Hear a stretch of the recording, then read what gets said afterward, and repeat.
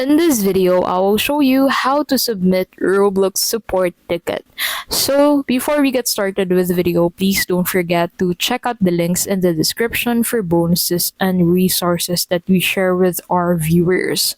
So to get started, go ahead and open roblox.com/support. And this will take you into the contact us page of Roblox. So as you can see in here, here's some information that you need to provide. You need to provide your contact information such as your username, your email address, and you need to confirm your email address as well. So this is actually necessary to be able to allow Roblox to send the response notification of Roblox to your email.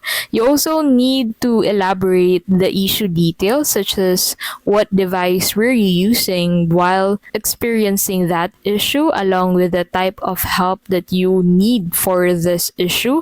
And then under that, you'll be able to find a drop down to be able to specify the specific issues that you're actually dealing with.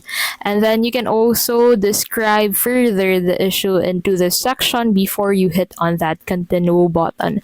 And that's basically how you can submit Roblox support ticket. If this video was helpful, please don't forget to give this video a like, subscribe to the channel, and don't forget to check out the links in the description for bonuses and resources to share with our viewers.